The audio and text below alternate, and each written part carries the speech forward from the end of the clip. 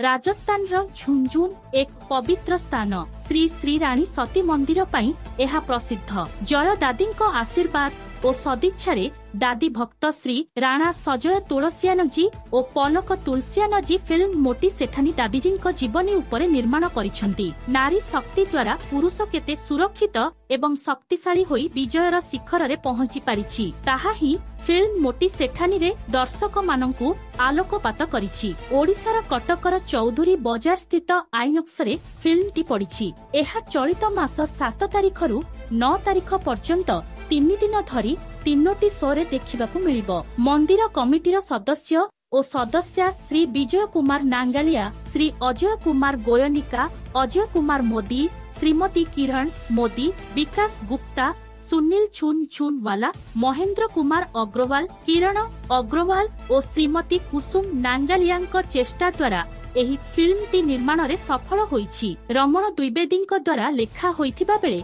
संगीत निर्देशना देइछंती सतीश देहरा। पब्लिसिटी डिजाइन करिछंती दिग्विजय सिंह। कटकरू आकाश कुमार स्वाईं का रिपोर्ट श्रीक्षेत्र न्यूज।